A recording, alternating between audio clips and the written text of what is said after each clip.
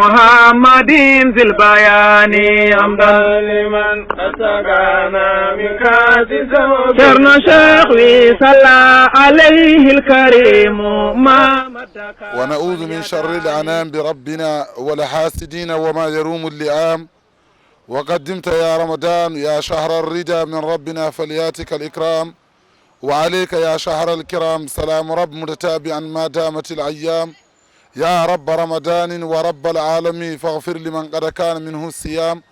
يا رب رمضان المعظم واسترا عيب امرئ قد كان منه قيام. واجعل لنا يا رب رزقك واسعا والعون في رمضان حيث يقام. caggal yettude Allah e julde afo kodda gorko goto fittanu leñol woni muhammadin sallllahu alayhi wa sallam.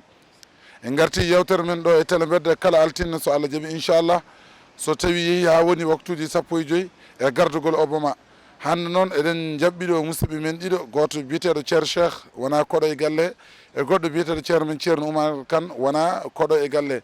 ɗum noon inchallah ma en jewtanimi ɓe ko fati e koto kaseeɗo so Allah jaaɓi inchallah. ceerno cheikh calmina bandiraɓe so Allah jaaɓi inchallah. eyi assalamu aleykum wa rahmatullahi taala wa barakatuhu. eyi on calminama no fewi, on beltanama, on ñaganama Allah moƴƴere wonande heeɗiyankoɓe e yeeɓiyankoɓe télé bedde foof calminama no fewi, ñagama Allah moƴƴere. machallah min gartanma so Allah jaaɓi inchallah ceerno oumar kane walla ceerno oumar seydou ba ko bamin gartanma ɗum noon ala kulli halin on saaha calmina bandiraɓe.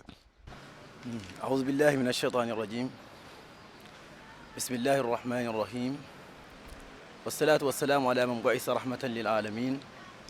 الصادق الوعد الأمين وعلى صحابته الغر الميامين وآل بيته الطيبين الطاهرين أمناء دعوته وقادة ألويته. اللهم ارض عنا وعنهم يا رب العالمين. من رأى بشكل يتدى الله يجول النبي صلى الله عليه وسلم. en calmini kala mo ene yeeɓa ayawo télé bedde en juurima ɗum kadi en beltanima ɗum. fa ala kulli halin ceerno ahmad min calmitimama mbimo wa aleykum assalam wa rahmatullahi wa barakatuh. machallah ceerno cheikh ɗum noon dokka min wa qaddimta ya ramadan on saaha min garta e yewtere so Allah jaaɓi inchallah. wa nauzu min sarril anami bi rabbina wala sidina وما يروم اللئام. وقدمت يا رمضان يا سهر الردى من ربنا فلياتك الإكرام. وعليك يا سهر الكرام سلام رب متتابعا ما دامت الأيام. يا ربي رمضان ورب العالمين فاغفر لمن قد كان منه صيام. يا رب رمضان المعظم واستر عيب امرئ قد كان منه قيام. وجلنا يا ربي رزقك واسعا والعون في رمضان حيث يقام. يا ربي فاقبل صومنا وزكاتنا وصلاة كل المسلمين سلام. كرر لنا رمضان يا شهر الردى قرر لنا رمضان يسر أمره للمسلمين ومن له الإهمام. قيد لنا شيطان في رمضاننا واغفر لنا زلاتي يا علام. واغفر لنا واغفر لأولاد لنا والوالدين ومن لنا الأرحام. يسر لنا الأرزاق والأحوال يا من قد يدور بأمره أيام. ثم الصلاة مصطفى على رسول حبيبنا والأهل والأصحاب ثم السلام مصطفى. وقدمت يا رمضان يا شهر الردى من ربنا فلياتك الإكرام. وعليك يا شهر الكرام سلام رب متتابعا ما دامت الأيام. ceerno Oumar Kane ko an jeeyi yewtere nde min ɗo watta tan so Allah jaaɓi inchallah. assalamu aleykum wa rahmatullah. ceerno mahamadou mi beltanimama ko ardi fof en beltanima ceerno cheikh jasakallahu khayran ene wayno a tonggui yewtere nde ni ko duwiɗa ɗo ko kadi en mbi yo Allah jabane barka nabi sallallahu alaihi wasallam fa ala kulli halin gonɗen haalde ko korka ko hunde nde ganduɗa jeeya ko e jokdu e jokli l'islam joyiɗi woni hadith abdullah ibn umar ibn al-khattab radiyallahu ta'ala anhu qala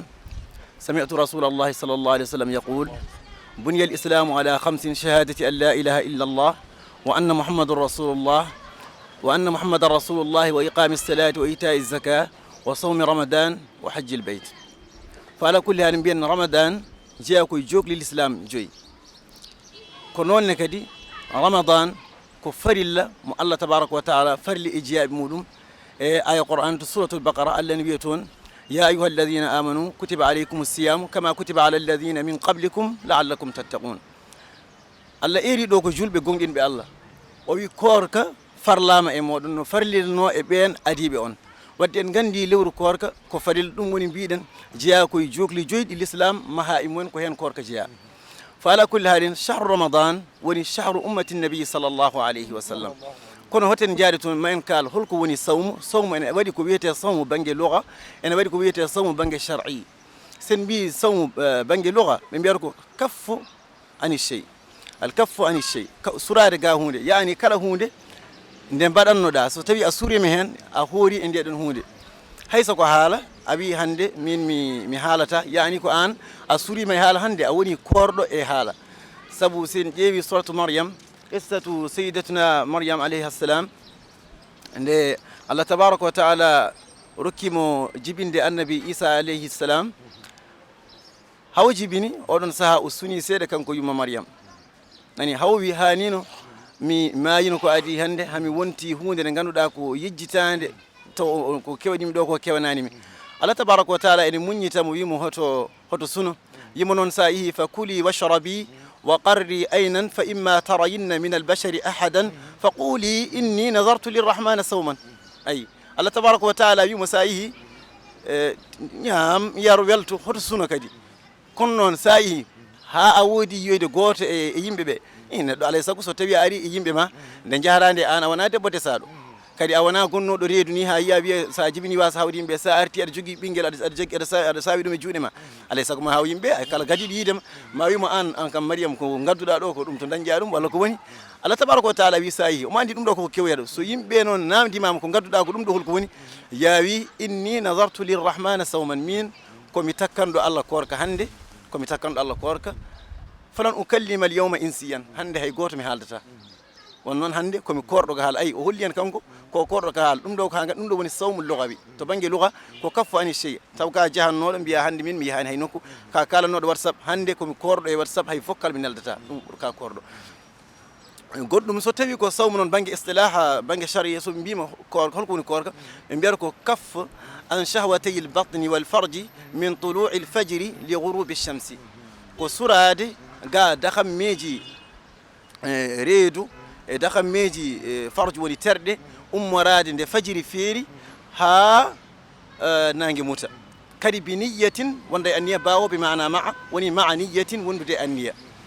holko woni shahwa reedu hol kadi ko woni shahwa to banggue farj shahwa to banggue farj woni guila dakammeji foof ɗi dakmittoɗa cura hen hoorema goppa ɗiɗon ko woni shahwa banggue reedu ko ñamde en yarde en curoɗa hen guila fajiri ene feera ha nde nangue muti ɗum woni a hoori joni woni bi niyatin mbiɗen bawoɓe manama yani ma niyatin wondude anniya ko alay saago kadi wonda e anniya timmuɗo wonde aɗa hoora lewru korka e oɗo anniya noon gonɗo e lewru korka hay sanno kaalen makko tan kanko seeɗa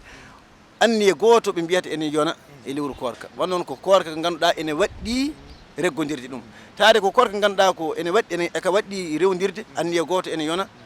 e hoore lewru he mi anni yo komi korowo lewru korka anni oɗon yoni hankadi ha lewru ndu maya ɗon noon ta dañani kene taƴa korka ka woni a ɗannaki ɗum enen taƴa korka walla a rafaka ɗum enen taƴa korka walla so debbo heɓani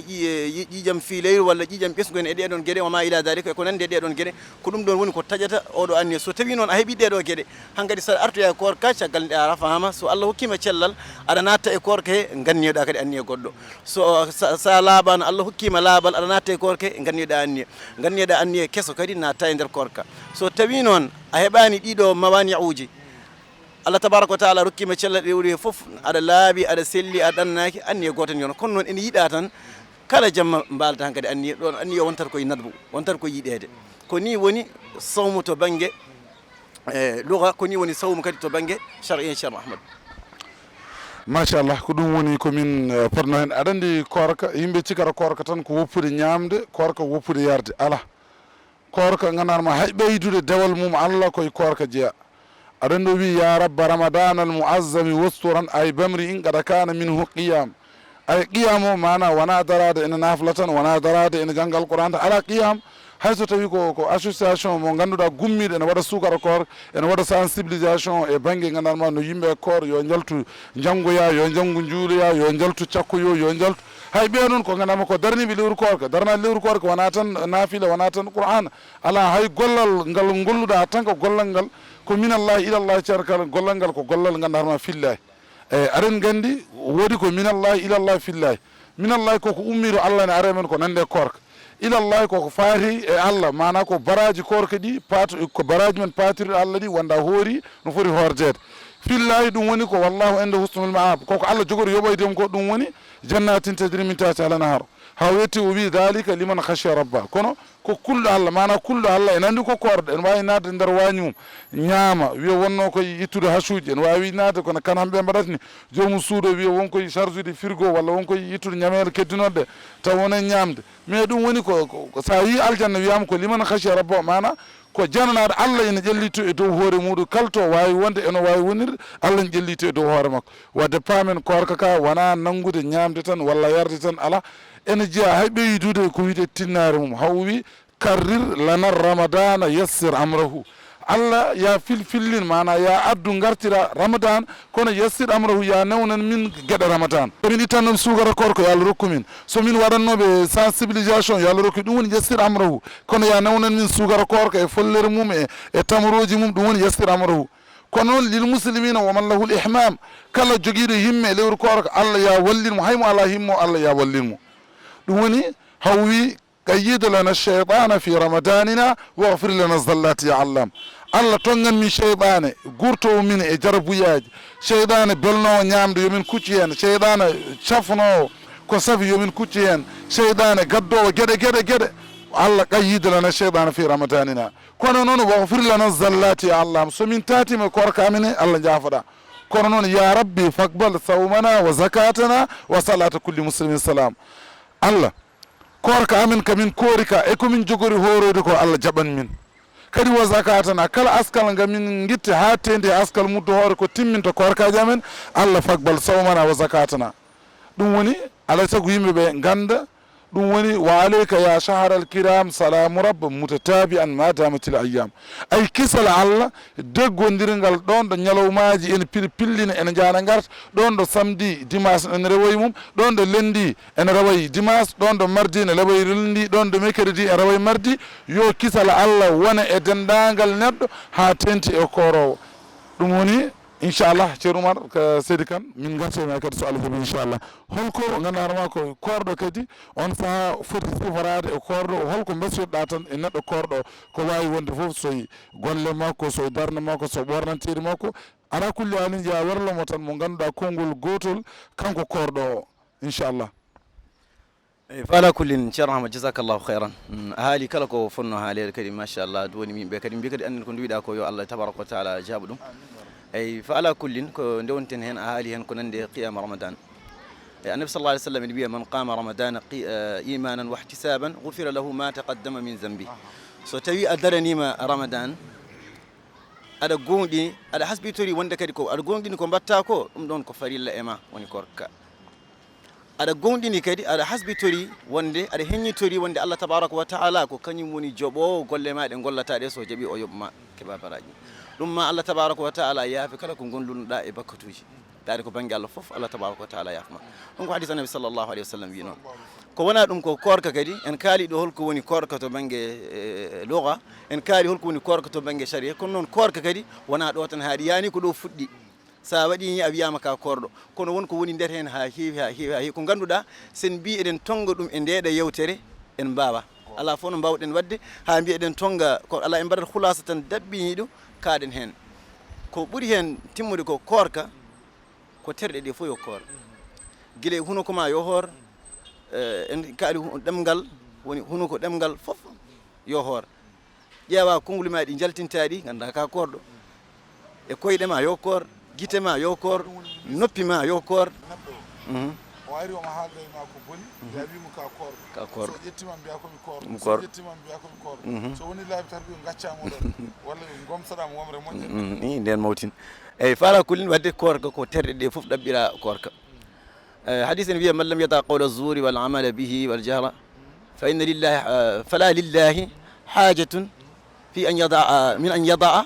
ta'amahu wa sharabahu woni kala mo woppani haalde konnguli bonɗi e ko faati e mumen e gollude golle bonɗe an Allah tabaraka wa taala sohlani kada oppa ñamde ma yarde ma hoɗata hoore ma ñamde yarde ñam jara alay sago koora an fof terɗe ma ɗe koora ɗemgal ma ngal hoora guite ɗe koora noppi ɗi koora an fof gona neɗɗo korɗo so ni wonata a timmini serɗeji ma koor kan ka Allah tabaraka wa taala jaɓanma kono mboɗo hoori tan ko beeleɗa kaala ko beeleɗa daara ko beelami mi yeeɓa ko beelami mi heeɗo ko beelami kadi mi golla ko beelami kadi mi haala te kadi mboɗo hoori ene man kana yumin billahi wal yawmil akhir falyaqul khayran aw liyasmut ɗum noon ceerno kane mboɗo andi to ganduɗa ka cofde kono émission min o woɗɗi on saaha ceerno min ceer cheikh o arta kadi wooda ko jubban en seeɗa on saaha mbaynoɗen obama wiyen en gayni hen kadi inchallah بسرى لنا ثم بشرى بسرى بضيف العالم بسرى لنا ثم بشرى بشرى بضيف العالم قولي ترازا ودربا تعزيمه واحتراما حربا به صوت جارا فلا تخاف ملاما أهلا وسهلا وأهوبا بذا الهلال الدوام لا نيم ضيفا بهانا مدل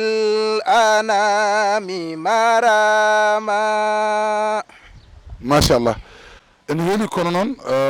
ko émission o wayno roɓide on saha ceerno Oumar mbawnoɗa yimɓeɓe so Allah jaaɓi inchallah ma en gartoy yewtude bandiraɓe e korka kono on saaha heure min yonti obama waɗi hen avertissement guilnaɓe joni noon ceerno Oumar mbawnoɗa yimɓeɓe on saaha eyyi assalamu aleykum wa rahmatullah ceerno Ahmad ewaten mbaynade en mbiya tan yo Allah tabaraka wa taala jaɓan en korkaji men yo Allah kadi jaɓan en kala ko golluɗen e korka kala kadi ko taatiɗen heen yo Allah tabaraka wa taala yaafo en kala ko dariɗen heen yo Allah waɗan en ɗum kafrangal bakkatuji on noon chahru ramadan ko chahru rahmati ko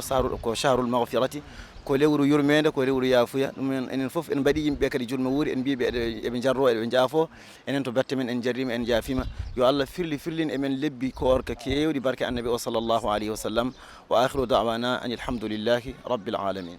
machallah ceer cheikh on saaha mbawnoɗa bandiraɓeɓe yimɓeɓe